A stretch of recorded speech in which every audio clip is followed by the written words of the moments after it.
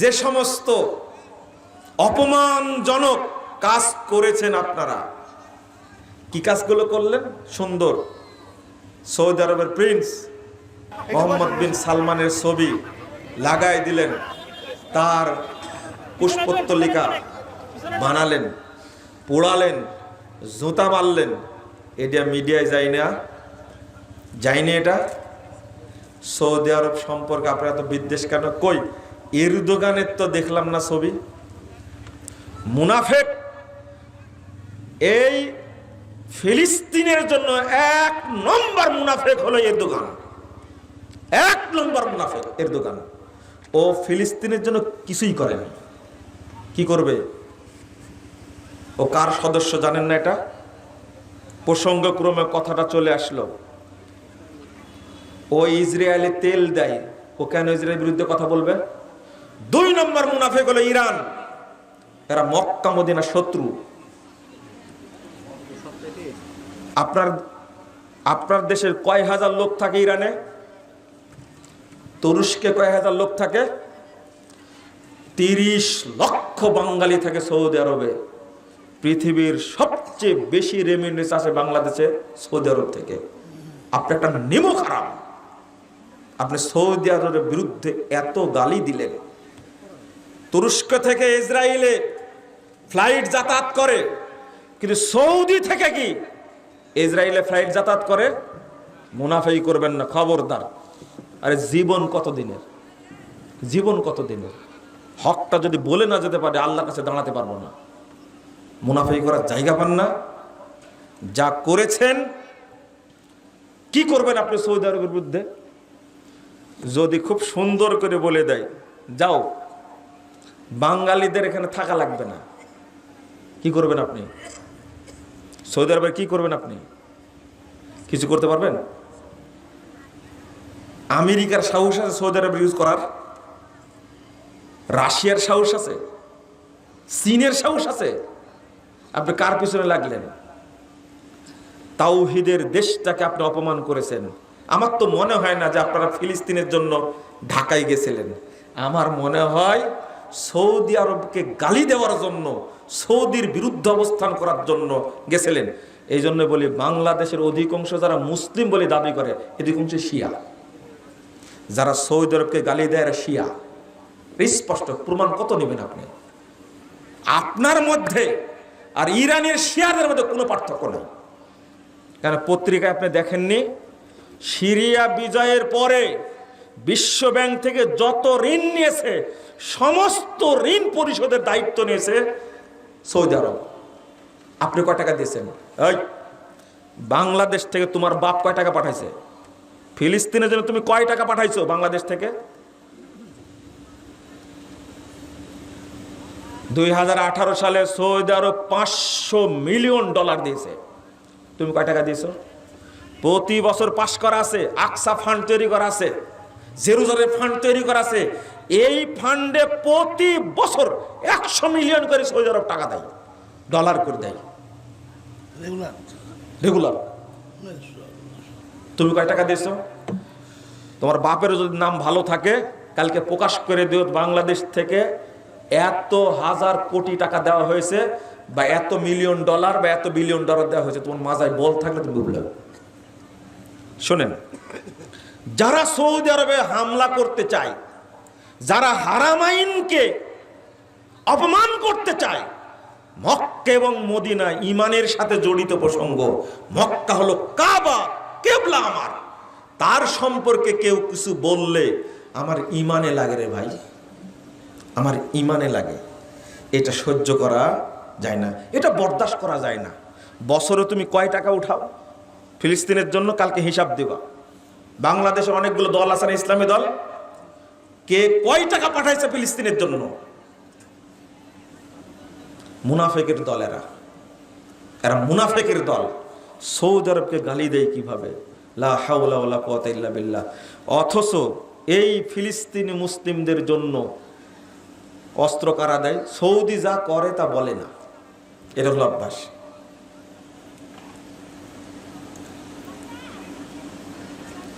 আপনারা কি জানেন বাদশাহ আবদুল্লাহ যখন বেঁচে ছিলেন, সৌদি আরবে সুনামি, বাংলাদেশ সুনামি হয়েছিল না?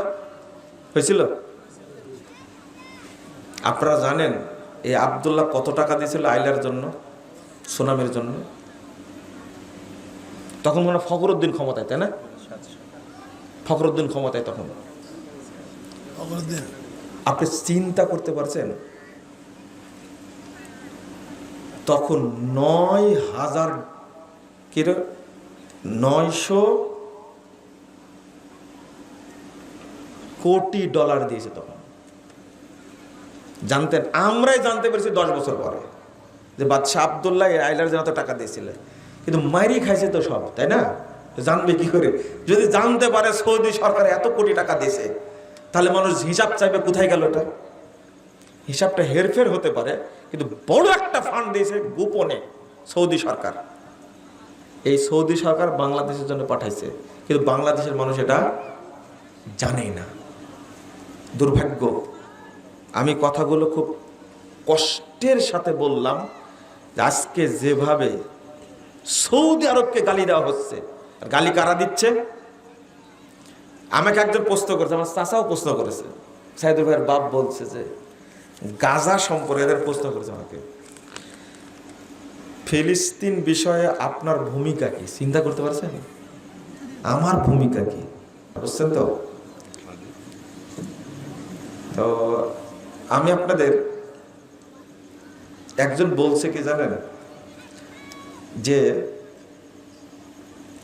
ইফতারের সময় যেমন খেজুর দিয়ে ইফতার করতে হয়, ঠিক বৈশাখ উদযাপনের জন্য অবশ্যই পান্তা ভাত, পেঁয়াজ আর মরিচ লাগবে। বুঝছেন? তারপরে এটাকে ওয়াজিব করে নেন। আর একজন উপদেষ্টা ঢুকছে, 10 বছর আগে বক্তব্য আছে এর সম্পর্কে, এক শয়তান একটা, বুঝছেন? এক শয়তান, এর কাজ হলো ইসলামী সংস্কৃতিকে ধ্বংস করা। যেমন ঈদ উদযাপনে এবার কিন্তু আপনাদেরকে মূর্তি পূজা করে ছাড়েছে। ঈদের দিন বাংলাদেশে কোথাও কিছু বেহায়াপনা হলেও কোথাও কিন্তু মূর্তি পূজা হয় না, এবার কিন্তু হয়েছে। এবং সে বলছে নামাজ রোজা যেমন ফরজ, পহেলা বৈশাখ উদযাপন করাও তেমনি ফরজ। এই শয়তানটা জানে না যে ফরজ করার দায়িত্ব মানুষের না, কার? কেমন জাহেলের জাহেল, চিন্তা করছেন? কেমন নাদানের নাদান, একে কি বলবেন? এত প্রতিবাদ করা হচ্ছে, তবু এই অপবিত্র, এটা কিন্তু ইন্ডিয়ার একটা ছদ্মবেশী একটা দালাল, আপনাদের সারোয়ার ফারুকী, খুব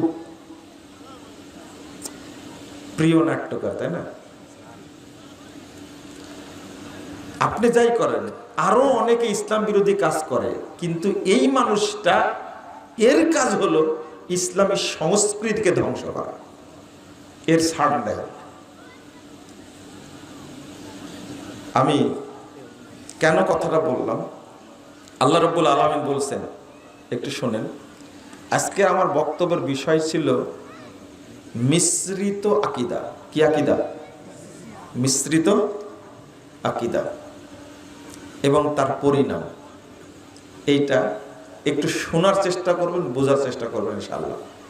আল্লাহ বলছেন সূরা আল ইমরান 100 নম্বর আয়াত, ইয়া আইয়ুহাল্লাযীনা আমানু ইন তুতিউ ফারীকাম মিনাল্লাযীনা উতুল কিতাব ইয়ারুদ্দুকুম বা'দা ঈমানিকুম কাফিরিন। আল্লাহ বলছেন, হে ঈমানদারগণ, যাদেরকে কিতাব দেওয়া হয়েছে, বিধর্মী, ইহুদি, খ্রিস্টান, অন্য জাতের বিধর্মী, তারা সবাই কিতাব প্রাপ্ত, কিন্তু আল্লাহ বলছেন তোমরা যদি তাদেরকে ফলো করো, তাদেরকে অনুসরণ করো, ইয়ারুদ্দুকুম বা'দা ঈমানিকুম কাফিরিন, তাহলে তারা তোমাদেরকে ফিরিয়ে নিয়ে যাবে, তারা তোমাদেরকে ঈমান থেকে বের করে তারা তোমাদেরকে কাফের বানায় দেবে। কি বানায় দেবে? কাফের বানায় দিবে। আপনি মুসলিম হিসাবে কেবল ইসলামী অনুশাসন, ইসলামী সংস্কৃতির উপরেই আপনি প্রতিষ্ঠিত থাকবেন।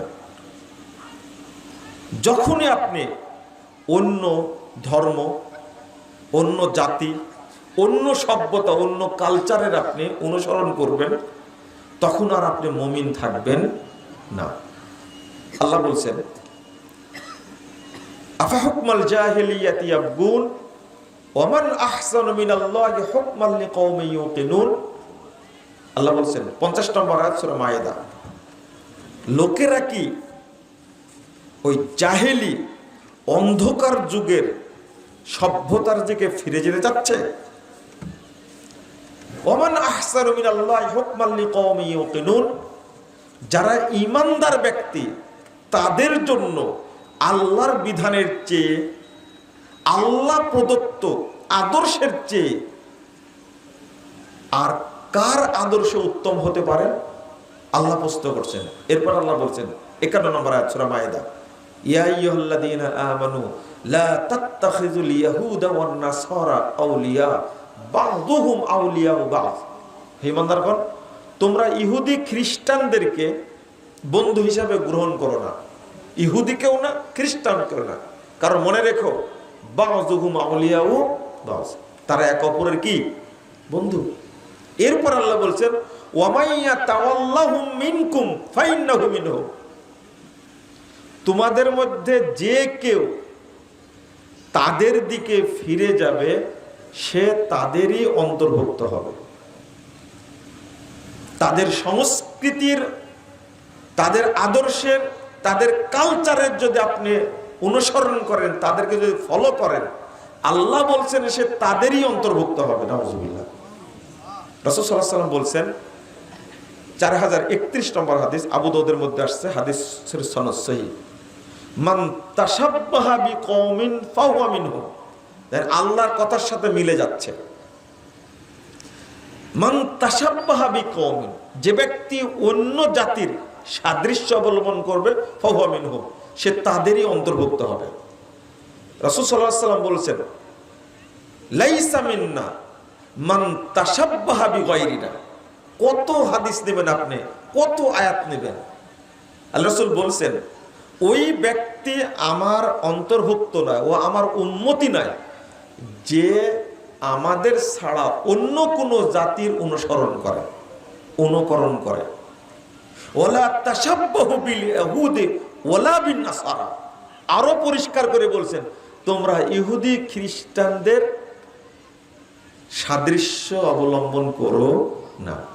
এখন যারা বসবাস করছি তারা অধিকাংশই ইহুদি খ্রিস্টানদের সাথে মিল রেখেই সব কাজ করে থাকে, তাই না? এই যে বলেন তো, বর্ষবরণ, এই কালচারটা মুসলিমদের কালচার না বিধর্মীদের? বিধর্মীদের। আপনি কেন করলেন? 2 নম্বর, বর্ষ শুরু হলে বা কোনো মাস শুরু হলে একটা দোয়া পড়ার কথা এসেছে হাদিসে। আমরা কেউ পড়ি? বুঝেন না মনে কথা।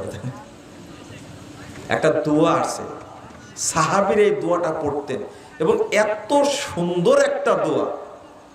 বলেন তো, আমাদের মুসলিমদের বর্ষ শুরু হয় কোন মাস থেকে? জোরে বলেন। হ্যাঁ, মুহররম না জানুয়ারি? সবাই বলে, সবাই বলেন মুহররম। আমাদের মাস কিন্তু শুরু হয় কোথা থেকে? মুহররম থেকে। মুহররম এটা কোরআনে আসছে নামটা, বৈশাখ কোরআনের নামও না, হাদিসের নামও না। কথা বুঝলেন? আর সবচেয়ে সম্মানী মাস, এবং এটা বলে আল্লাহর সাথে সম্পৃক্ত করে আল্লাহ বলেছেন শাহরুল্লাহ, এটা হলো আল্লাহর মাস। মুহররম কার মাস? সবই আল্লাহর মাস, কিন্তু আল্লাহর সাথে মুহররমকে সম্পৃক্ত করেছেন রাসূলুল্লাহ সাল্লাল্লাহু আলাইহি ওয়াসাল্লাম। শাহরুল্লাহি মুহররম, মুহররমটা আল্লাহর মাস।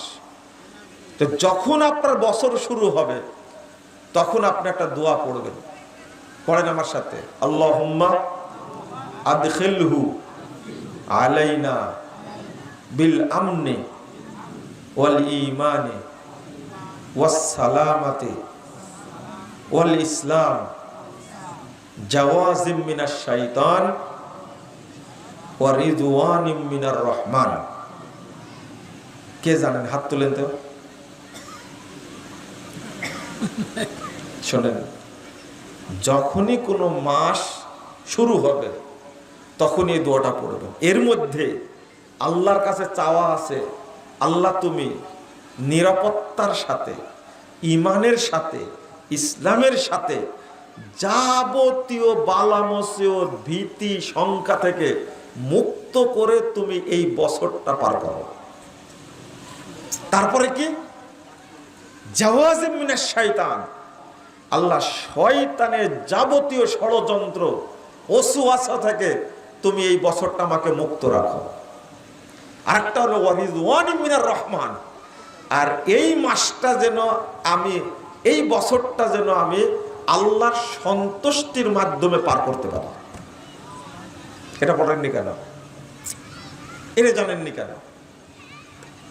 এত সুন্দর একটা দোয়া সবার জানা উচিত না? সবার জানা উচিত। অথচ আমরা জানছি কোনটা? 31st নাইট, এসব বৈশাখ। যে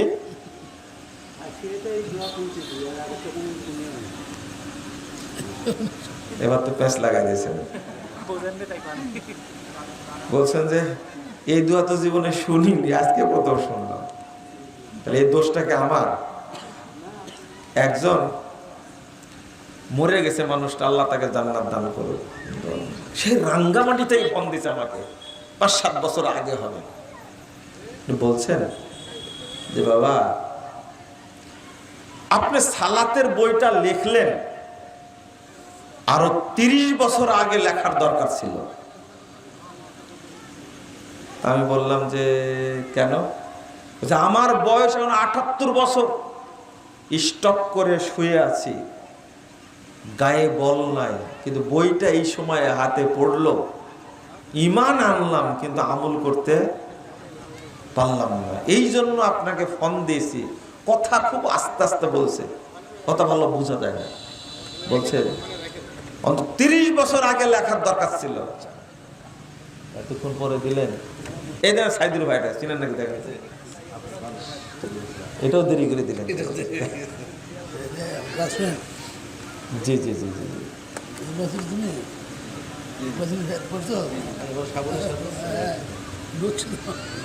তো আমি বললাম যে চাচা, আমার বয়স কত আপনি জানেন নাকি? যে তা তো জানি না, আমি 30 বছর আগে লিখবো কি করে আমি, বুঝছেন? তবে এই যে একটা বয়স্ক মানুষের, অসুস্থ মানুষের আক্ষেপ, এটা তো সঠিক, তাই না? এটা বাস্তব। তো উনি বলছেন যে এই দোয়া তো কোনোদিন শুনিনি, তাই না? আসলে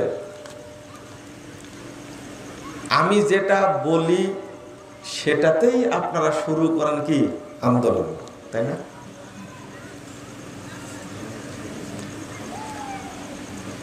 শুরু করেন সেই আন্দোলন, বলতে থাকি, দেখা যাক কত গালি দেয় আর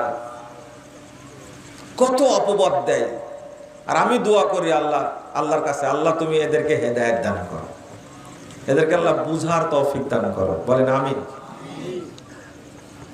আমার জন্য দোয়া করে দিয়েছেন আপনাদের পরিচিত, পৃথিবীতে পরিচিত মুখ আল্লামা দেলার হোসেন সাঈদী রাহিমাহুল্লাহ। অনেক দোয়া করেছেন আমার জন্য।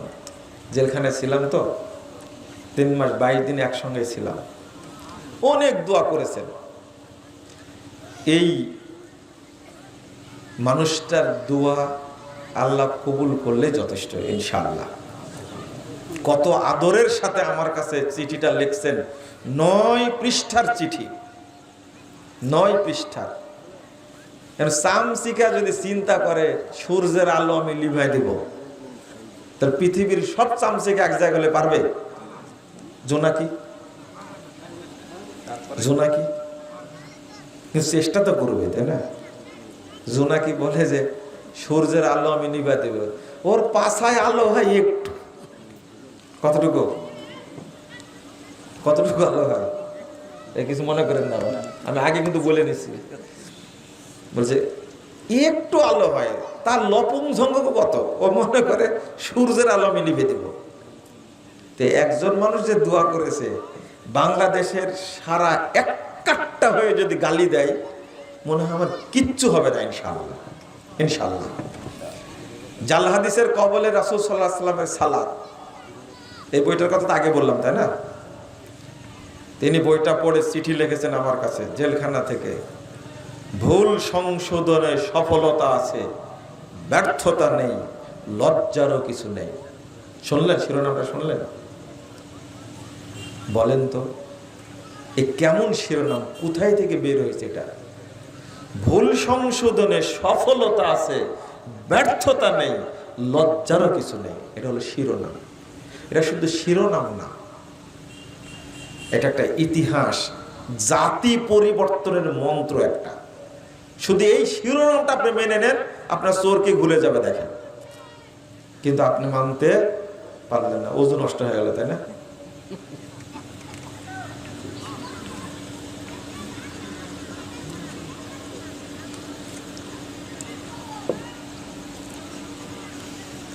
একটা মাইকটা একটু উঁচু করে দেন তো।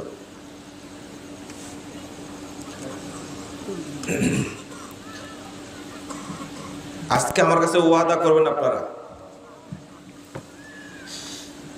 আর এই মুশরিক হওয়ার অনুষ্ঠান, বুঝতেন তো? এই পহেলা বৈশাখ উদযাপন কোন মুসলমান করতে পারে বলেন? আপনারা করবেন কোনোদিন? বলেন ইনশাআল্লাহ। আর কোনোদিন করবেন না? আপনারা সন্তানদেরকে বলে যাবেন, ওসিয়ত করে যাবেন। করেন না আমি জানি, কিন্তু দেখছেন কয়টা ক্যামেরা আছে, সব লাইভ হচ্ছে, শুধু আপনারা শুনছেন। আমার ভিডিও যে ছেলেটা করে, ও বলেছে যে গালি দেয় শুধু। এই যে বাইতুল মাকদেস নিয়ে অনেক কিছু হচ্ছে, তাই না? বাইতুল মাকদেস নিয়ে হচ্ছে না? আপনারা বলেন মুসলিমদের প্রথম কেবলা কোনটা? বাইতুল মাকদেস, তাই না? দেখেন এরা ভুল বলতেছে। আপনি বলছেন বাইতুল মাকদেস, দেখেন আমি একজন পাইছি আমার পক্ষে। মুসলিমদের প্রথম কেবলা কোনটা? আকসা, তাই না? এটা হলো ইহুদিদের কথা। কাদের কথা? কাদের কথা? ইহুদিদের কথা। এখন আমি কোন দিন যেন এক পোস্ট করেছে, আমি বক্তব্যে বলে দিছি মুসলিমদের প্রথম কেবলা হলো কাবা। প্রথম কেবলা কোনটা? কাবা। আরে খণ্ডকালীন কেবলা ছিল বাইতুল মাকদেস, তাই না? খণ্ডকালীন কেবলা মাত্র 17 মাস ছিল। সেইটা মুসলিমদের প্রথম কেবলা হলো কি করে? এবার মনে কর স্রোতের উল্টা শুরু হয়ে গেল আন্দোলনে, গালিগালাজ। বলে এটা কি বললো? কেউ তদন্ত করে কথা বলবে না, বললেই তারপরে আচ্ছা আপনারাই বলেন, আল্লাহ নিজে বলছেন আউয়ালু বাইতিন উদিয়া লিন-নাস লাল্লাযী বিবাক্কা। এটা কোরআনের আয়াত না? 96 নম্বর আয়াত সূরা আল ইমরান। আমি একটা উদাহরণ দিচ্ছি, শুধু একটা উদাহরণ। আল্লাহ বলছেন প্রথম ইবাদতের ঘর নির্মিত হয়েছে মক্কায়। সেটা কি? কাবা। রাসূল সাল্লাল্লাহু আলাইহি ওয়াসাল্লাম বলছেন, 3366 নম্বর হাদিস, সহিহ বুখারীর মধ্যে এসেছে। আল্লাহ রাসূল বলছেন কাবা নির্মাণের 40 বছর পরে বাইতুল মাকদেস নির্মিত হয়েছে। সহিহ বুখারীর হাদিস, 3366 নম্বর হাদিস। মনে থাকবে? রাসূল সাল্লাল্লাহু আলাইহি ওয়াসাল্লাম বলছেন কাবা নির্মাণের 40 বছর পরে বাইতুল মাকদেস নির্মিত হয়েছে। এবার বলেন দেখি, তাহলে প্রথম কিবলা কোনটা হলো? কাবা। দ্বিতীয় প্রশ্ন, বাইতুল মাকদেস কে তৈরি করেছেন? বলেন, কে তৈরি করেছেন? সুলাইমান আলাইহিস সালাম। এখন আর ভয়ে বলতেছে না। কে? সুলাইমান আলাইহিস সালাম। হ্যাঁ, আপনার থাকাতে সুবিধা হয়েছে। এবার চিন্তা করেন, আপনি কাবা তৈরির 40 বছর পরে বাইতুল মাকদিস তৈরি হয়েছে, অথচ ইব্রাহিম আলাইহিস সালামের 1000 বছর পরে সুলাইমান আলাইহিস সালাম এসেছেন। কি হলো? উল্টে গেল যে। এইটাই তো ঘটনা। আপনি চিৎকার করে বেড়ালেই আমি আপনার চিৎকারে ঠাই দেব মনে করছেন? আপনি মনে বুঝেননি। ইব্রাহিম আলাইহিস সালাম আর সুলাইমান আলাইহিস সালাম কেবলা কোন দিকে? এখান থেকে কেবলা পিছনে। আচ্ছা আচ্ছা, এই জন্য একবার বোঝাতে সুবিধা হবে। ইব্রাহিম আলাইহিস সালাম আর সুলাইমান আলাইহিস সালাম, এই দুইজনের আসার আগমনের মধ্যে পার্থক্য কত বছর? 1000 বছর। সুলাইমান আলাইহিস সালাম বাইতুল আকসা তৈরি করলেন কি করে? এদের আব্দুল কাদের জেলানির মতো হয়ে গেল যে। হ্যাঁ, অথচ কাবা তৈরির কয় বছর পরে? 40 বছর পরে বাইতুল আকসা তৈরি হচ্ছে। তাহলে সুলাইমান আলাইহিস সালাম তৈরি করেছেন না, ইব্রাহিম আলাইহিস সালামই তৈরি করেছেন, অথবা তার নাতি ইয়াকুব আলাইহিস সালাম তৈরি করেছেন। এই দুইটা কথা এসেছে। এবার পেয়েছেন? তাহলে স্পষ্ট হয়েছেন? তারপরে সবই যে এই যে ভুল শুনে রাখছেন, পচা পানি কানের মধ্যে দিয়ে রাখছেন, ভালো পানি না দেওয়া পর্যন্ত পচা পানি বের হবে না, এটা নিয়ম। গোসল করতে গিয়ে পানি ঢুকতো না কানে? ঢুকতো না। এখন তো পুকুরে নেই, ঢুকবো কি করে? আগে পুকুরে গোসল করেছেন না, পানি ঢুকে। তাহলে পানি আবার দেন না, পানি দিলেই কিন্তু পানি বের হয়, এটা জানেন তো। তো ভালোটা ঢোকান আর পচাটা কি বের করে দেন। সুলাইমান আলাইহিস সালাম 1000 বছর পরে বাইতুল মাকদিস পুনর্নির্মাণ করেছেন, বড় করে নির্মাণ করেছেন। হয়েছে? এবার সংস্কার করেছেন। হ্যাঁ, সংস্কার করেছেন, কিন্তু তথ্যটা ভুল হয়ে আছে। ভুল না, এটা হলো ইহুদিদের তথ্য। কাদের তথ্য? ইহুদিদের তথ্য। ওরা কাবাকে কেবলা মানে না, কাবাকে কেবলা মানে না, ওরা কেবলা মানে বাইতুল মাকদিসকে। ওরা বলে যে আগে কাবা তৈরি হয়নি, আগে ইব্রাহিম আলাইহিস সালাম তৈরি করেছে বাইতুল আকসা। কথা বুঝতে পারছেন তো? কথাটা সত্য না মিথ্যা? মিথ্যা, কারণ আল্লাহ বলে দিয়েছেন প্রথম ঘর নির্মাণ করেছেন ইব্রাহিম আলাইহিস সালাম। কথা বোঝা গেছে? আর আপনারা তো বলেন যে কাবা তৈরি করেছে প্রথম ফেরেশতারা, তারপরে তৈরি করেছেন আদম আলাইহিস সালাম, তারপরে ভেঙে গেল, এরপরে তৈরি করলেন নূহ আলাইহিস সালাম। বলেন না? এগুলো শুধু কথা, দলিল নাই। প্রথম ঘর তৈরি করেছেন ইব্রাহিম এবং ইসমাইল আলাইহিমাস সালাম। তারা মক্কা কাবা তৈরি করেছেন। এর আগে কাবা ঘর ছিল না। ওই যে বললেন শোনা যায়, কিন্তু ওরা ভিত্তি স্থাপন করেনি, আগে থেকেই আছে, সংস্কার করলো। দেখছেন? আমরা শুনতে পাচ্ছি। ইমাম ইবনে কাসিরের নাম শুনেছেন? ইমাম ইবনে কাসিরের নাম শুনেছেন? ইমাম ইবনে কাসির 700 হিজরিতে বলে গেছেন এই সমস্ত কথার কোনো ভিত্তি নেই। আপনার তো 700 হিজরি হয়নি মনে হয়। 700 হিজরিতে বলে গেছেন ইমাম ইবনে কাসির রাহিমাহুল্লাহ, এই সমস্ত কথার কোনো দলিল, এগুলো সব ইসরায়েলি কথা। কেন জানেন? কেন জানেন? ইব্রাহিম আলাইহিস সালাম প্রথম কাবা তৈরি করেছেন, ইহুদি খ্রিস্টান সহ্য করতে পারেনি, ওরা সহ্য করতে পারেনি, তথ্যটা উল্টা দিছে। আর একটা প্রশ্ন বলেন তো, দাজ্জাল বের হবে কোথায় থেকে? বলেন, সঠিক উত্তর কে দিবেন? দাজ্জাল কোথা থেকে বের হবে? ইসরায়েল ফিলিস্তিন থেকে। আপনারা কেউ বলবেন? জাহান্নাম থেকে। এই দেখেন, নতুন তথ্য পাওয়া গেল আজকে। আর কেউ বলবেন? বলে ভুল তো হতেই পারে, তাই না? জানেন না, লা আদ্রি নিসফুল ইলম, আমি জানি না, এটাই হলো ইলমের অর্ধেক। কিন্তু বাঙালি জাতি বলতেই থাকবে, যদি লাগা যায় বলতেই থাকবে, কিন্তু এই কথা বলতে জানে না, কোনো বক্তাও বলতে জানে না এটা আমার জানা নাই, পরে বলবো। বলে কোনোদিন? আমার বক্তব্য শুনবেন, অনেক জায়গা আছে আমি বলেছি এটা জানা নাই, পরে বলবো। আচ্ছা, সব জানা থাকতে হবে এটা কে বলেছে? তাই না? কে বলেছে? তাহলে তো আল্লাহ হয়ে যাবেন আপনি। এই যে উত্তরটা দিয়েছেন আপনারা, এতক্ষণ কোথায় ছিলেন? কি উত্তর দিয়েছে? আপনারা কেউ বললেন না, কিন্তু উনি উত্তর দিয়েছেন, ইসরায়েল থেকে, ফিলিস্তিন থেকে বের হবে দাজ্জাল। এইটা হলো ইহুদিদের তথ্য। কাদের? বাংলাদেশের ভাইরাস হুজুরগুলো বলতেছে এটা, যে ইসরায়েল থেকে কি বের হবে? দাজ্জাল বের হবে। লা ইলাহা ইল্লাল্লাহ, আস্তাগফিরুল্লাহ। কেউ বলছে খোরাসান থেকে বের হবে, অথচ এটা কারা চেঞ্জ করে দিয়েছে? ইহুদিদের শুক্রকীট থেকে। শুক্রকীট বুঝেন? শুক্রকীট আপনারা বুঝবেন না, গ্রামের মানুষ সরাসরি বাংলা বলে। ইহুদিদের বীর্য থেকে তৈরি হয়েছে শিয়ারা। কারা? এই ইরানের শিয়ারা।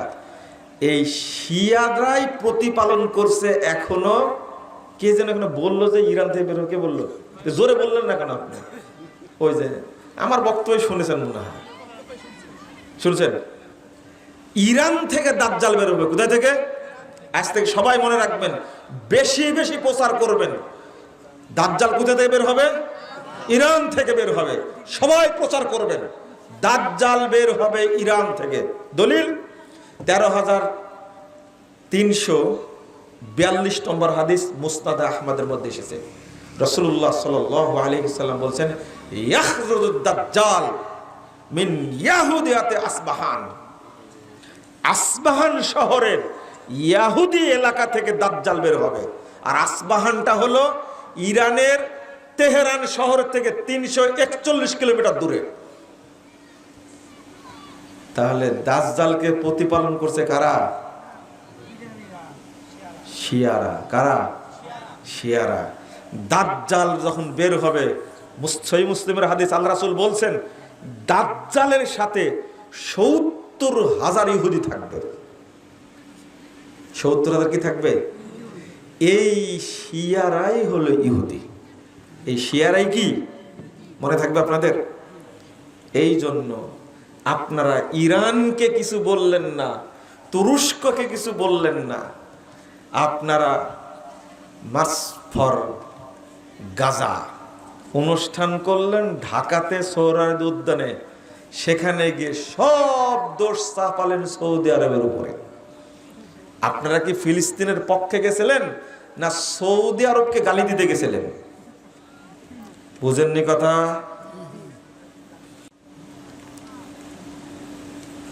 ইসরায়েলে যত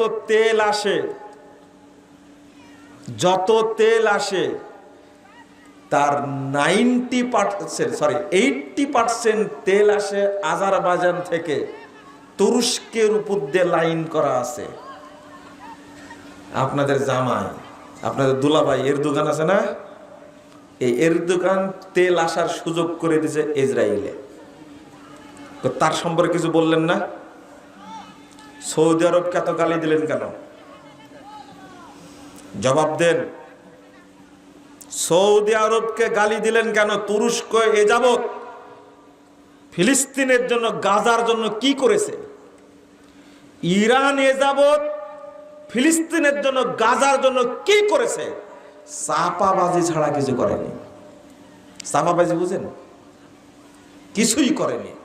ফিলিস্তিনের জন্য ইরানও কিছু করেনি, হুতিরাও কিছু করেনি, বাশারও কিছু করেনি, হিজবুল্লাহও কিছু করেনি। কি করেছে?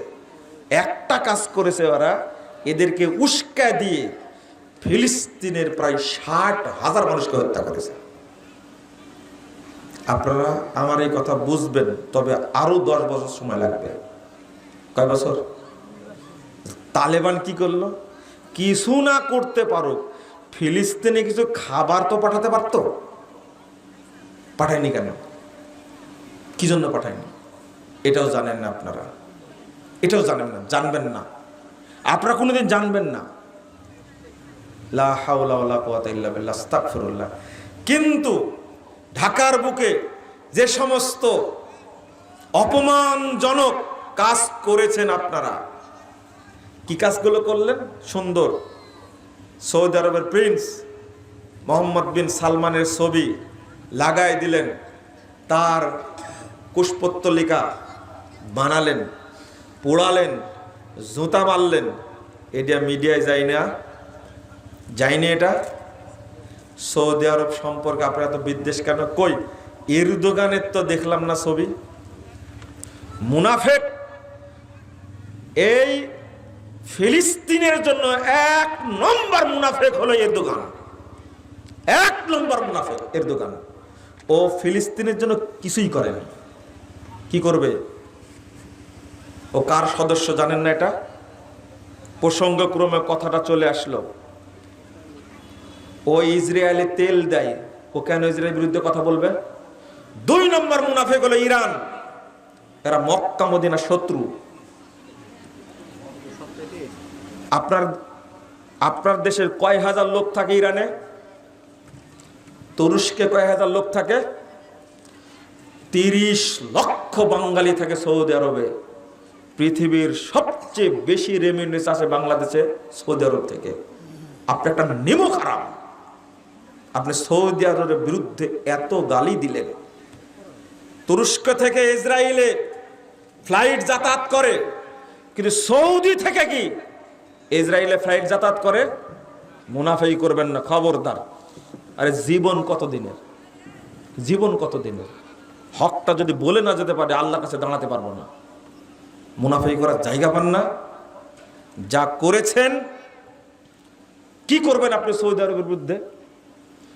যদি খুব সুন্দর করে বলে দেয় যাও বাঙালিদের এখানে থাকা লাগবে না, কি করবেন আপনি?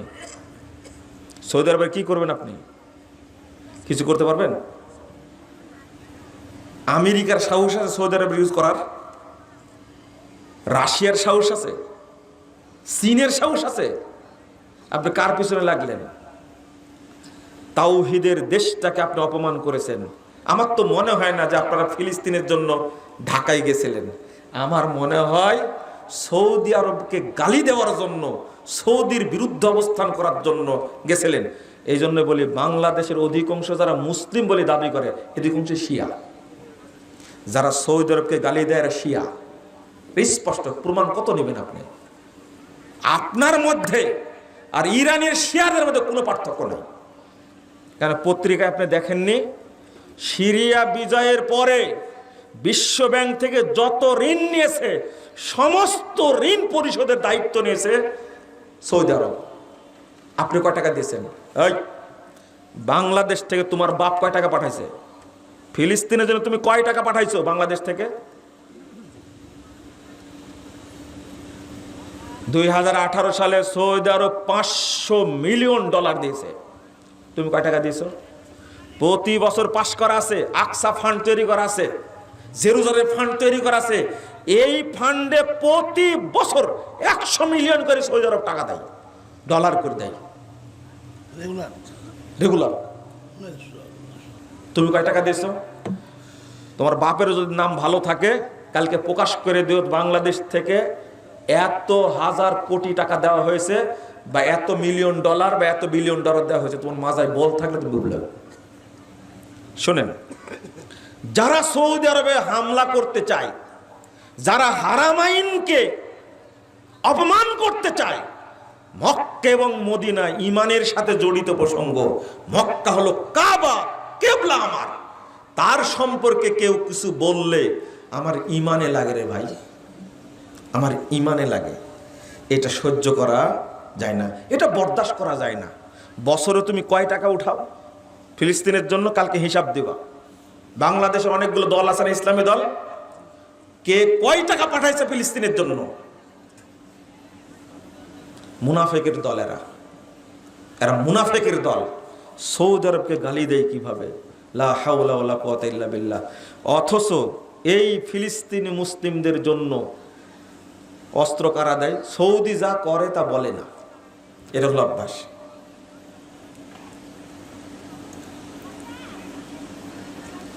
আপনারা কি জানেন বাদশাহ আব্দুল্লাহ যখন বেঁচে ছিলেন সৌদি আরবে বাংলাদেশ সুনামি হয়েছিল না? হয়েছিল? আপনারা জানেন এই আব্দুল্লাহ কত টাকা দিয়েছিল আইলার জন্য, সুনামির জন্য? তখন মনে হয় ফখরুদ্দিন ক্ষমতায়, তাই না? ফখরুদ্দিন ক্ষমতায় তখন। আপনি চিন্তা করতে পারছেন তখন 9,000 900 কোটি ডলার দিয়েছে তখন। জানতেন? আমরাই জানতে পেরেছি 10 বছর পরে যে বাদশাহ আব্দুল্লাহ আইলার জন্য টাকা দিয়েছিল, কিন্তু মারি খাইছে তো সব, তাই না? জানবে কি করে? যদি জানতে পারে সৌদি সরকার এত কোটি টাকা দিয়েছে, তাহলে মানুষ হিসাব চাইবে কোথায় গেল এটা। হিসাবটা হেরফের হতে পারে, কিন্তু বড় একটা ফান্ড দিয়েছে গোপনে সৌদি সরকার। এই সৌদি সরকার বাংলাদেশের জন্য পাঠাইছে, কিন্তু বাংলাদেশের মানুষ এটা জানে না। দুর্ভাগ্য। আমি কথাগুলো খুব কষ্টের সাথে বললাম যে আজকে যেভাবে সৌদি আরবকে গালি দেওয়া হচ্ছে, আর গালি কারা দিচ্ছে? আমাকে একজন প্রশ্ন করেছে, আমার চাচাও প্রশ্ন করেছে, সাইদুর ভাইয়ের বাপ বলছে যে গাজা সম্পর্কে এদের প্রশ্ন করেছে আমাকে, ফিলিস্তিন বিষয়ে আপনার ভূমিকা কি? চিন্তা করতে পারছেন আমার ভূমিকা কি? একজন প্রশ্ন করেছে যে আপনি কি ঢাকায় গেছিলেন ওই যে মার্চ ফর গাজা অনুষ্ঠানে গেছিলেন? আমি বললাম যে আমার যাওয়ার সময় হয়নি, কারণ আহলে হাদিস মসজিদ ভেঙ্গে দিচ্ছে তো পাহারা দিচ্ছিলাম। তা আমার দেশের মসজিদে আমি ঠিক রাখতে পারছি না, তালিকা করছিলাম যে কতটা মসজিদ এরা ভেঙ্গে দিয়েছে। বুঝেননি কথা? তো নিজের বাড়ির মসজিদই টিকে রাখতে পারছে না, আর গাজা সেই আমি বাইতুল আকসাতে গিয়ে আমি ওই মসজিদ পাহারা দেব যে মসজিদ সম্পর্কে আল্লাহ রাসূল ভবিষ্যৎবাণী করে গেছেন, এই মসজিদে মুসলমানদের সালাত পড়তে বাধা দেওয়া হবে। হৃদয়ে বাইতুল আকসাকে তোমরা রেখো, তাহলেই সারা পৃথিবীর মধ্যে যা কিছু আছে সবকিছু সাদকা করলে যে নেকি হবে, সেই পরিমাণ নেকি তোমার আমলনামায় দেওয়া হবে। তাহলে বাইতুল আকসাতে না গিয়েও আমি নেকি পাবো, তা আমার মসজিদে ভেঙে দিচ্ছে। গতকালকে ব্রাহ্মণবাড়িয়ার আহলে হাদিস মসজিদটা যেভাবে ভেঙেছে আপনারা দেখেননি? লা হাওলা ওয়ালা কুওয়াতা ইল্লা বিল্লাহ। কারা ভাঙলো এটা, তাই না? এই বাংলাদেশের ইসলামী দলগুলো ভাঙছে। হানাফি বাংলাদেশে আছে? দেখেন তো কি বলছে। বাংলাদেশে কোনো হানাফি নাই। হানাফি থাকলে কেউ মসজিদ ভাঙতো না। হানাফি নাই, হেফাজত আছে। কি আছে? জামাত ইসলাম আছে, আছে না? চরমনায় আছে না? বেদাতির আছে না? সব মিলে হেফাজত, ইসলাম হেফাজত করবে যাদের কাছে মন্দির হেফাজতে থাকে, কিন্তু মসজিদ হেফাজতে থাকে না। হ্যাঁ, মন্দির পাহারা দিছে, এটা মুরব্বী দেখছেন মাশাআল্লাহ, মন্দির পাহারা দিছে। আপনি একটু খেয়াল করেন, কত দুঃখের বিষয়, কত কষ্টের বিষয়। একজনও কথা বলেনি। কে কথা বলেছে? আমার কাছে একটা মেসেজ দিয়েছে, ওই যে পিচ্ছে এক বক্তা আছে না, রফিকুল ইসলাম, সে নাকি একটা স্ট্যাটাস দিয়েছেন এই মর্মে যে মাসালাগত ইখতিলাফ থাকতে হবে পারে, কিন্তু মসজিদ ভাঙার অনুমতি কে দিল? এ ধরনের একটা কথা নাকি বলেছে। জাযাকাল্লাহ খায়র, জাযাকাল্লাহু খায়র বলেছেন, ভালো। কিন্তু ভাইরাস বক্তা আর আছে না আপনাদের? এই ভাইরাসগুলো কোথায় গেছে? এদের সবার মৌন সম্মতি আছে যে আহলে হাদিস মসজিদ সব ভেঙে দাও, বাংলাদেশে যেন না থাকে। কত বড় বড় ভাইরাস বক্তা আছে, কেউ কোনো কথা বলেনি। দুর্ভাগ্য। মন্দির পাহারা দেয় আর আহলে হাদিস মসজিদ ভাঙে। এরা কি মুসলমান?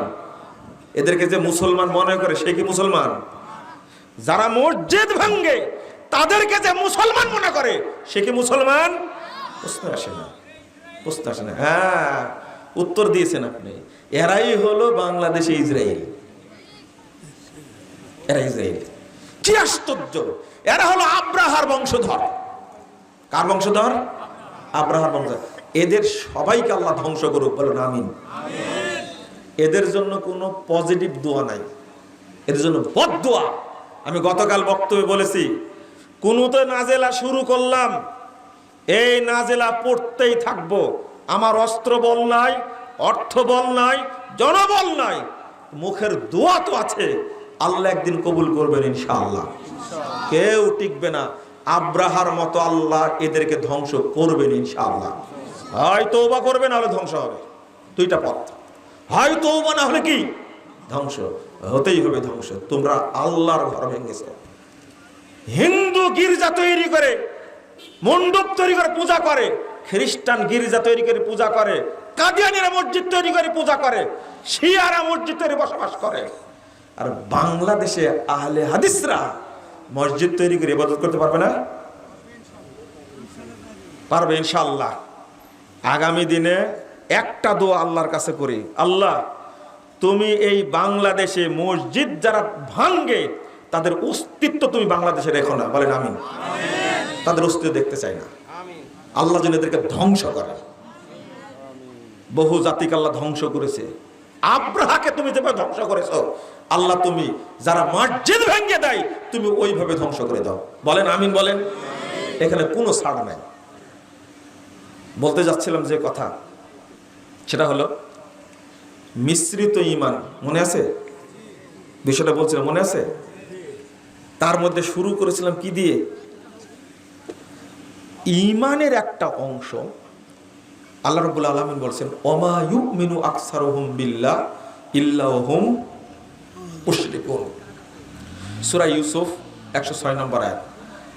যারা আল্লাহর প্রতি ঈমান এনেছে তাদের অধিকাংশই কি মুশরিক। আল্লাহর প্রতি ঈমান আনলে কি হয়?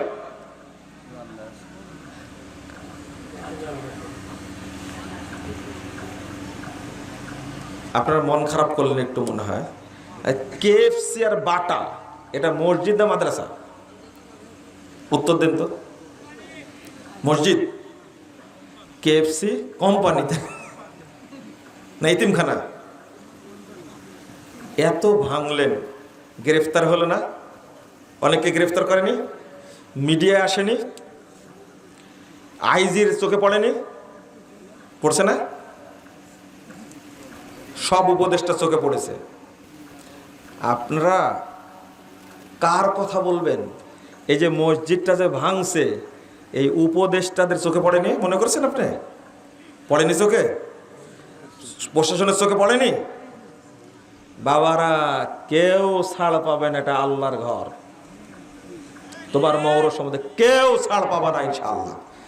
কেএফসি মসজিদ না মাদ্রাসা না, তাই ভাঙ্গার কারণে কত তোলপাড় হয়ে গেল, গ্রেফতার হয়ে গেল। অপবিত্র জায়গা, মসজিদ পবিত্র জায়গা, সেটা ভেঙ্গেছে। আমিও যদি এটাতে সাই দিই, চুপ থাকি, গজব আমার উপরে নাজিল হবে।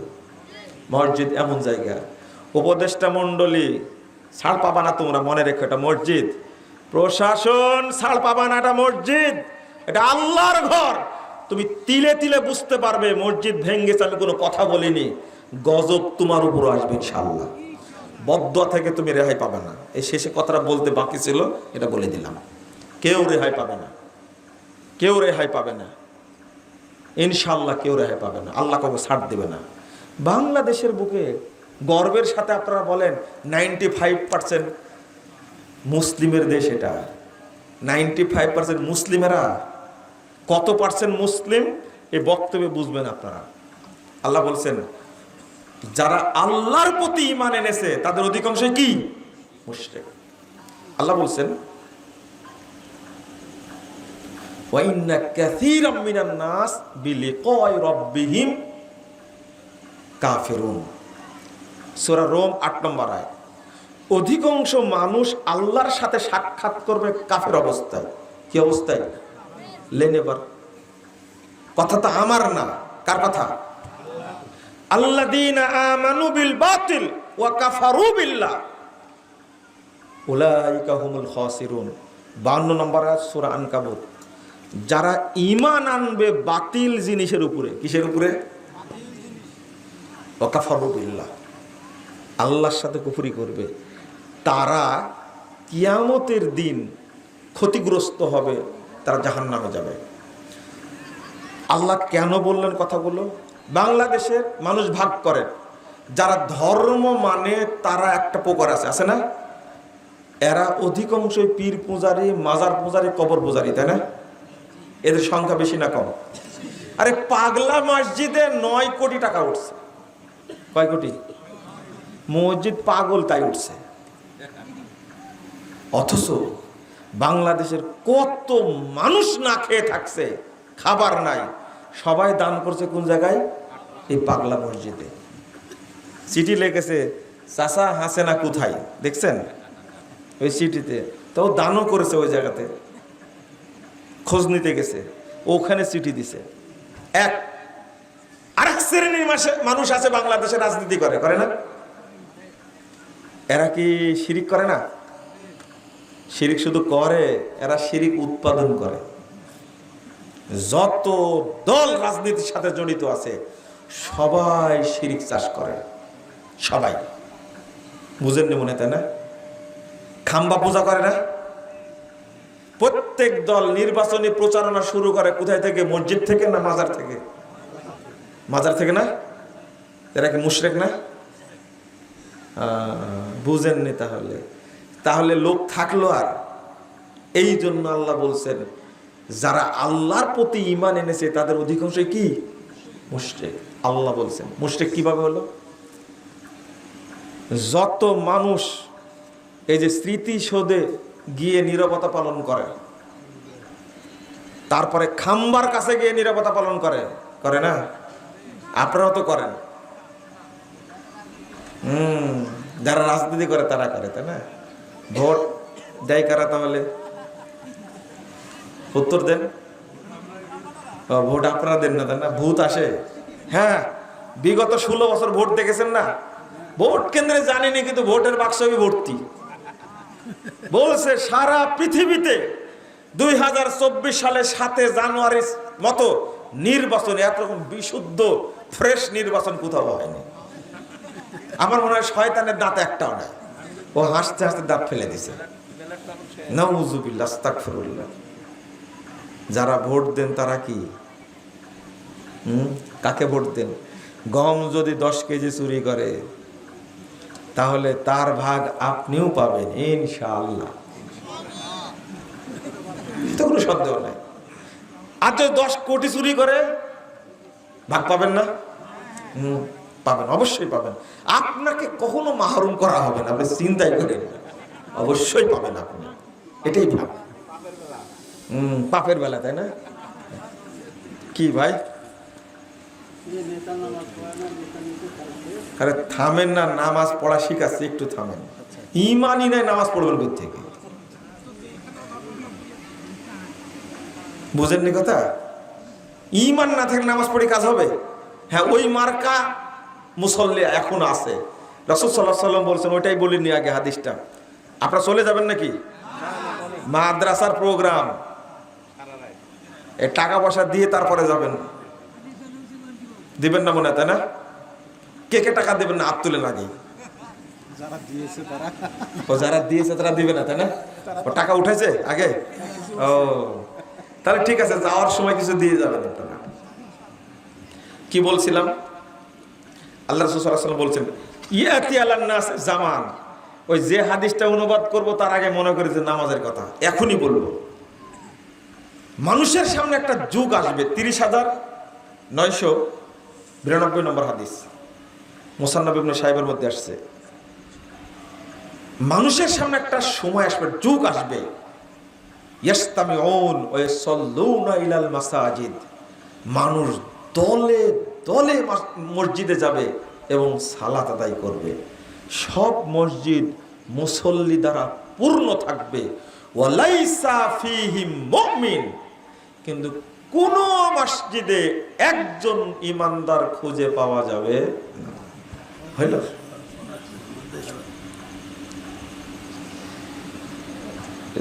ওরে সর্বনাশ এটা বলা যাবে না।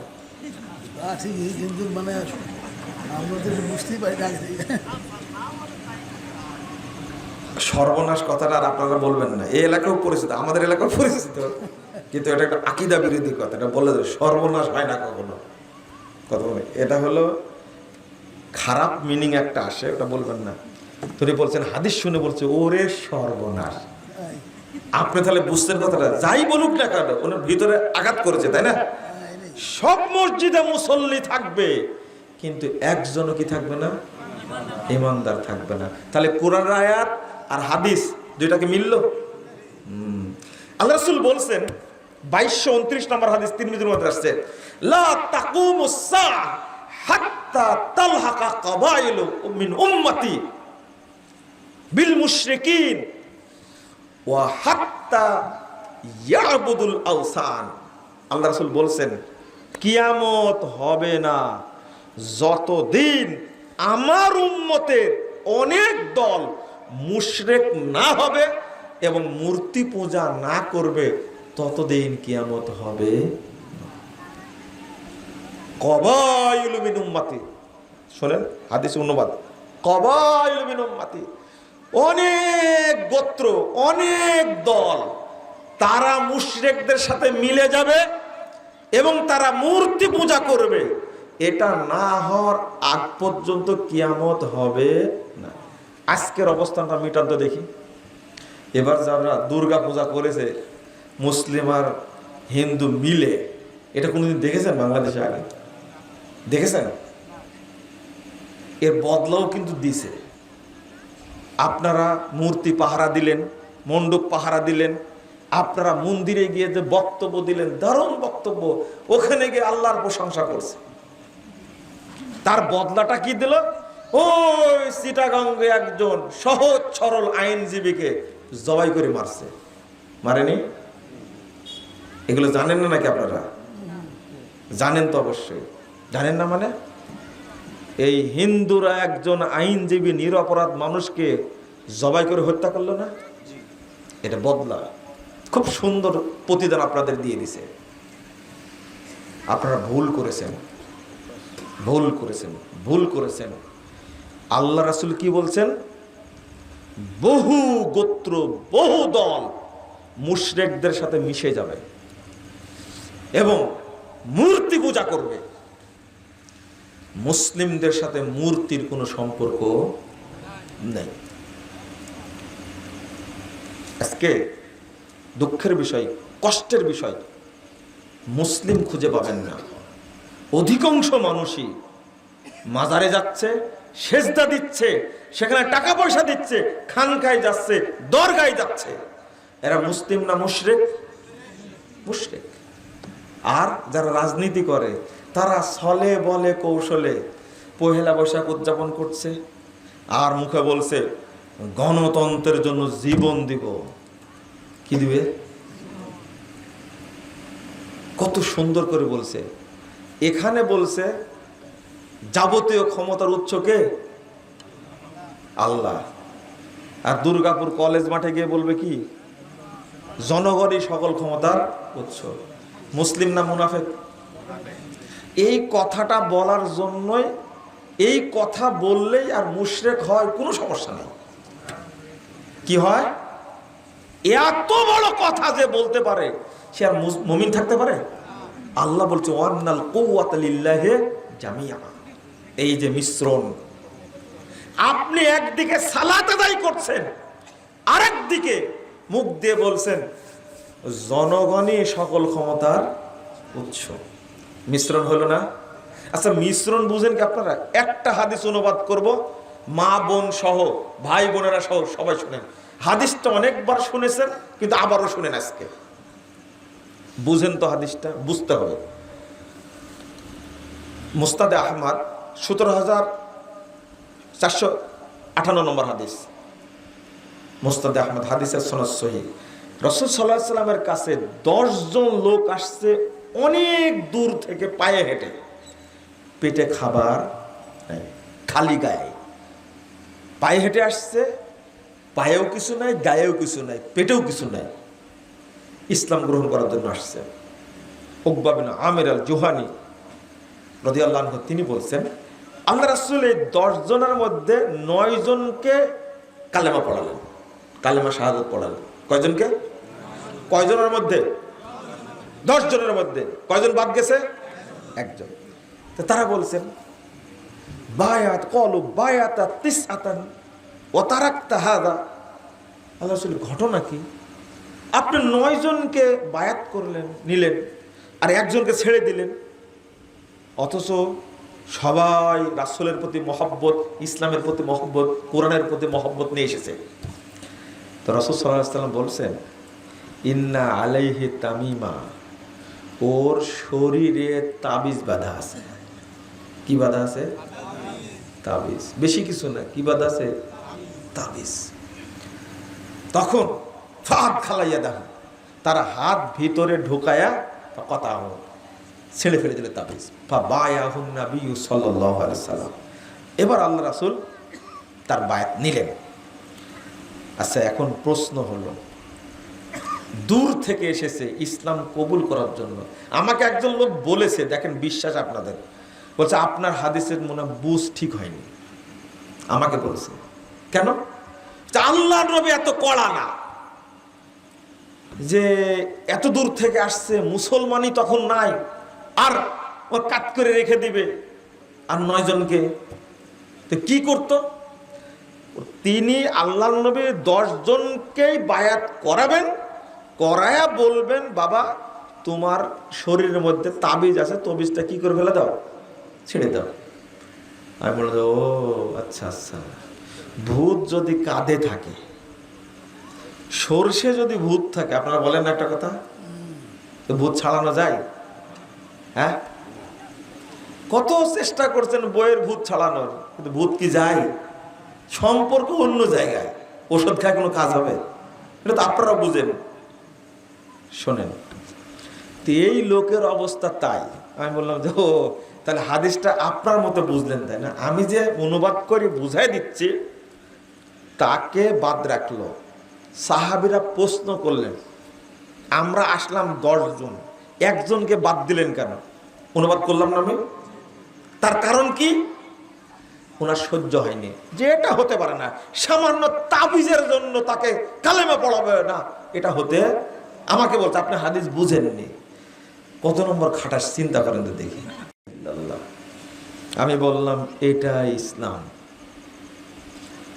তাবিজ গায়ে আছে এই জন্য সে আশহাদু আল্লা ইলাহা ইল্লাল্লাহ ওয়া আশহাদু আন্না মুহাম্মাদান আবদুহু ওয়া রাসূলুহু এই কথা বলতে পারবে না, অধিকার রাখে না। চিন্তা করেন, আরে বাথরুমে ঢুকে বলা যায় না আল্লাহুম্মা ইন্নী আউযু বিকা মিনাল খুবুসি ওয়াল খাবাইস? বাথরুমে ঢুকলে কি শিরিক হয়? বুঝেন না মনে হয়, তাই না?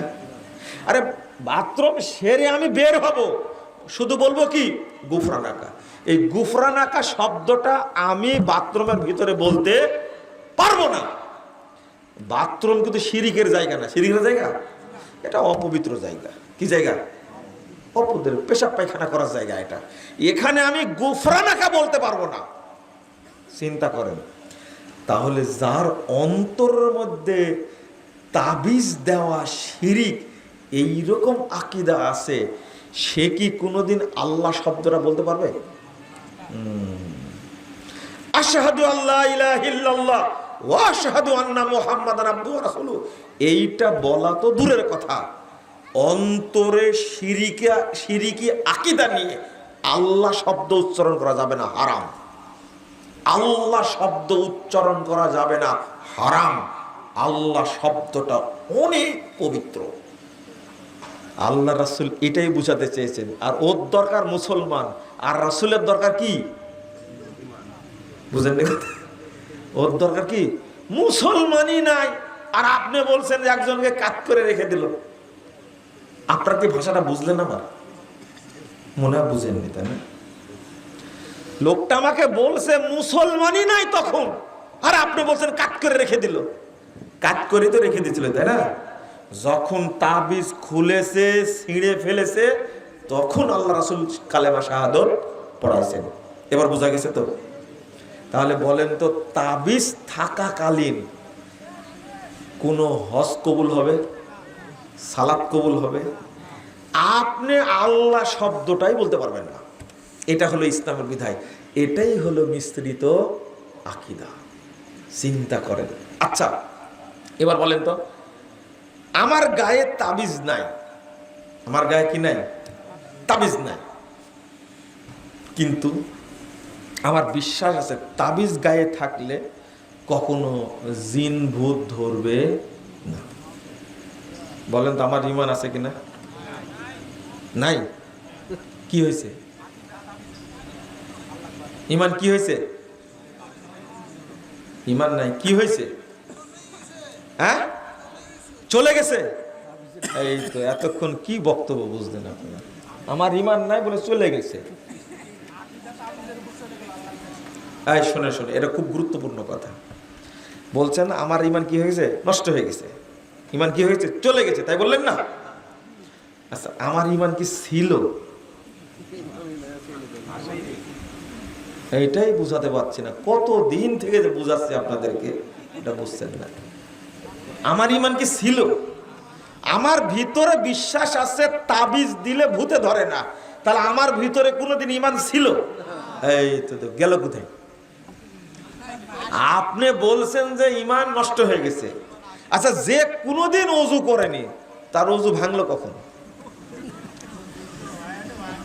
হ্যাঁ, না না, এটা খুব ভালো করে বুঝেন। যে কোনোদিন ওযু করেনি তার ওযু ভাঙার কোনো সম্ভাবনা আছে? পেশাব করলে, পায়খানা করলে ভাঙবে? কেন ভাঙবে না? ওযুই নাই। তাহলে এই কথাটা বুঝেন না কেন? আমার ভিতরে তো ঈমানই ছিল না, তা ভাঙলো কখন? এইটা বুঝতে হবে। আমার ভিতরে ঈমান ঢুকেই, যার মধ্যে পহেলা বৈশাখ উদযাপনের কুরকুরি আছে, তার মধ্যে কি ঈমান ঢুকেছিল? হ্যাঁ, আপনারা বুঝবেন, আপনাদের ভাষা না বললে বুঝবেন না। তাহলে এরা কি মুমিন? যারা মনে করে শিখা অনির্বাণ, শিখা চিরন্তন, এখানে শ্রদ্ধা জানাতে হবে, স্মৃতিসৌধে শ্রদ্ধা জানানো উচিত। যারা মনে করে, তাদের ভিতরে কোনোদিন ঈমান গেছিল? না না, ঈমান আপনার মতো ছেঁচড়া, বুঝেন? ছেঁচড়া তো বুঝেন। ঈমান আপনার মতো নির্লজ্জ না, না। ঈমানের অনেক সম্মান, ঈমানের অনেক দাম। ঈমান কোন রকমের পাপের ছোঁয়া পেলে ঈমান থাকে, আর শিরিকের পাপ। এটা কিসের পাপ? শিরিকের পাপ।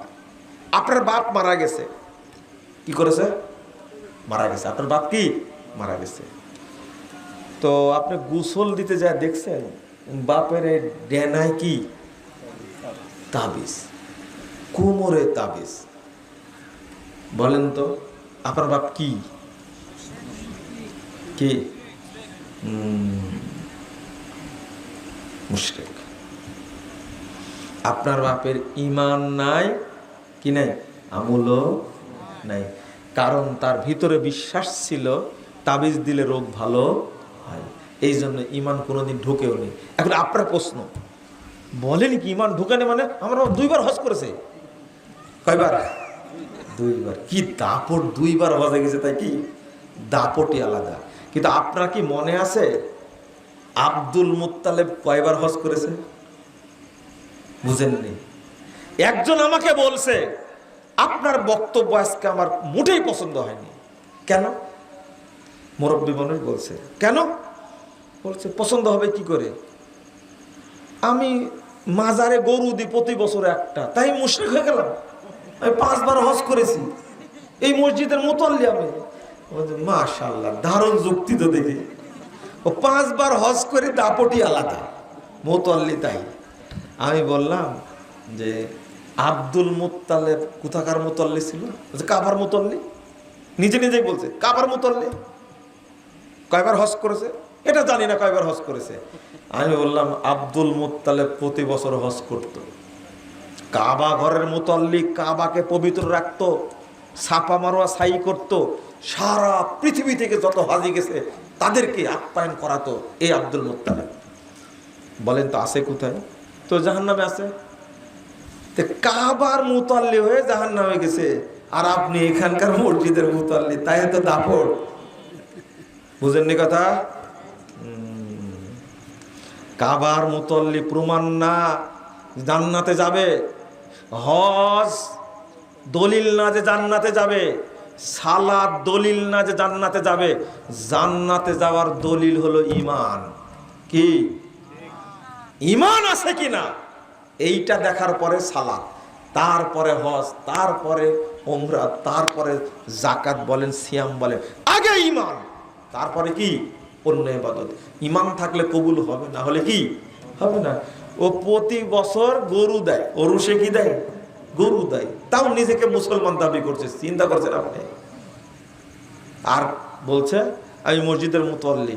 আব্দুল মুত্তালিব, তার সন্তান আবু তালেব, আবু তালেব যতদিন বেঁচে ছিল মুহাম্মদ সাল্লাল্লাহু আলাইহি সাল্লামকে চোখ রাঙানি করতে পারেনি কেউ। এমন ভাবে হেফাজত করেছে আবু তালেব। কাবার মুতাল্লি, হজ করত, উমরা করত, কাবা ঘর জিয়ারত করত, এত ঈমানদার মানুষ। আব্দুল মুত্তালিবের ঈমান কেমন ছিল? আব্রাহা যখন কাবা ভাঙতে গেছে, আব্রাহার লোকেরা আব্দুল মুত্তালিবের উটগুলো চুরি করে নিয়ে গেছে। আব্দুল মুত্তালিব গিয়ে বলছে যে আব্রাহা, তোমার লোকের আমার উট চুরি করে নিয়েছে, উটগুলো দিয়ে দাও। কিন্তু উট নিতে আসছো তুমি, আমি আসছি কাবা ভাঙতে, আর তুমি আসছো উট নিতে। তুমি না মক্কার নেতা, কাবার মুতাল্লি? তখন আব্দুল মুত্তালিব বলছে, উটের মালিক আমি, আর কাবার মালিক আল্লাহ। তিনি দেখবেন, আমার দেখার বিষয় না, তুমি আমার উটগুলো দিয়ে দাও। বুঝেননি কথা? সোজা কথা। এবার বলেন তো, আপনার ঈমান বেশি না আব্দুল মুত্তালিবের ঈমান বেশি? সেই আব্দুল মুত্তালিব যা বলেছে তাই হয়েছে কিনা? একবার ধুলিসাৎ করে দিলে না? আমি উটের মালিক, উট দিয়ে দাও। কাবার মালিক কে? আল্লাহ, উনি রক্ষা করবেন। আল্লাহু আকবার। কি ঈমান রে ভাই! কিন্তু মুশরিক। কি চিন্তা করতে পারছেন? কারণ সে মূর্তি পূজা করত। এটাই হলো মিশ্রিত আকীদা। আল্লাহ ঠিকই মানে, কিন্তু আর একটাও মানে যে মূর্তিরা আমাদের ইবাদত গুলো আল্লাহর কাছে কি পৌঁছায় দেয়। তো আব্দুল মুত্তালিবের আকীদা আর আমাদের দেশের মুসলমানদের আকীদা একই তো, তাই না?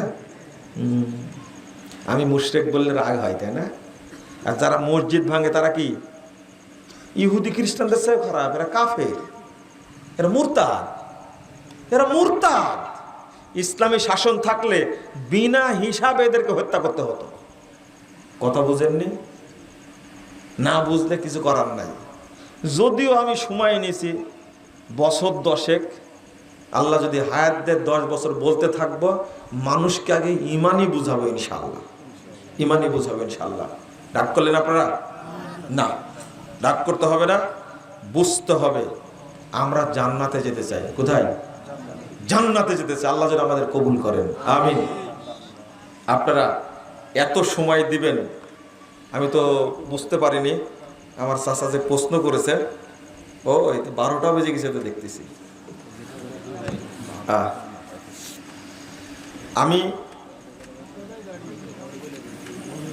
খুব কষ্টের সাথে বলছি, বর্তমানের একটা প্রেক্ষাপট বলে শেষ করব। তার মধ্যে আপনাদের প্রতি একটা আবেদন করব। মানুষ আমাকে বলে কি জানেন, যে আপনি একটু বললে মানুষ টাকা পয়সা দিবে হয়তো। বুঝতে পারলেন? আসলে তা তো আমি আদায় করতে পারি না। মানুষ টাকা পয়সা দিবেই মনে করে। আপনারা যারা আছেন এখানে, তারা এই মাদ্রাসার জন্য কিছু সহযোগিতা করবেন ইনশাআল্লাহ। আমার একটা দোয়া আল্লাহর কাছে থাকে, বলি আহলে হাদিস মাদ্রাসা, মসজিদ, এতিমখানা, এই সমস্ত জায়গায় যারা দান করে তাদের জন্য আল্লাহর কাছে দোয়া করি, আল্লাহ তুমি প্রতি টাকায় 1 কোটি করে বরকত দান করে। কারণ আল্লাহর ভান্ডারে অভাব নেই। আল্লাহর ভান্ডার থেকে কিছুই শেষ হয়নি, এক অনুপরিমাণও শেষ হয়নি। ভান্ডার যা ছিল ওটাই আছে। আল্লাহু আকবার। তো আল্লাহ নিজেই বলছেন, তো আপনারা দান করবেন। কেউ 10 টাকা দিলে আমার দোয়া, আল্লাহ তুমি তাকে 10 কোটি টাকা দিও। কেউ যদি দান করে 100 টাকা, আমি আল্লাহকে বললে আল্লাহ তুমি তাকে 100 কোটি টাকা দান করো। কারণ আহলে হাদিস মসজিদে দান করা তো দূরের কথা, মানুষ ভেঙে দিতে চায়, তাই না? যারা দান করে এরাই আমার প্রকৃত ভাই। আপনারা দিবেন ইনশাল্লাহ? পাঠাবো লোক? কেউ নাই তো? কই এই উঠবেন না? এই তো আদায় করবেন তারা, কেউ উঠবেন না। কিন্তু আপনার কাছে আমি চাইছি 10,000 টাকা দেবেন, চাইছি। আপনারা যা দিবেন আল্লাহ তাতেই বরকত দান করবে ইনশাআল্লাহ। বরকত জরুরি, বরকত জরুরি। আপনি 10 টাকা দেন, দেখবেন কেউ আছে এত আল্লাহ বরকত দেবে, 10 লাখ টাকা দেবে ইনশাআল্লাহ। কেউ 5 টাকা দেবে, কেউ 5 লাখ টাকা দেবে ইনশাআল্লাহ। আল্লাহ যেন কবুল করে। সবাই শরীক হন তো দেখি, সবাই শরীক হবেন ইনশাআল্লাহ।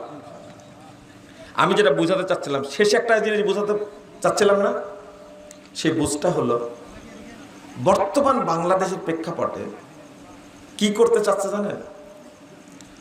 ওই দুইটা মিলে একটা কিছু করতে চাচ্ছে। সংবিধান সংস্কার করছে না?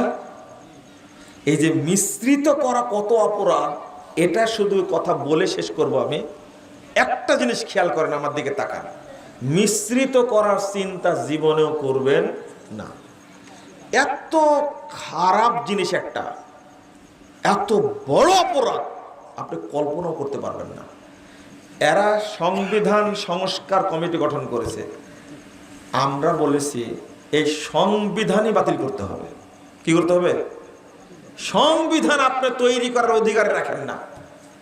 আমাদের সংবিধান কোরআন এবং সুন্নাহ, কোরআন এবং হাদিস, এই দুইটা আমাদের কি সংবিধান। সৌদি আরবের কোনো সংবিধান আছে? ওদের চলে না, আমাদের চলে না কেন? ভিক্ষা তো করতে সেখানে যান, আপনারা কাজ করতে তো সেখানে যান। সৌদি আরবের কোন লোক কামলা দেওয়ার জন্য বাংলাদেশে আসছে? তালিকা করেন তো, দেখেন কয়জন হয়।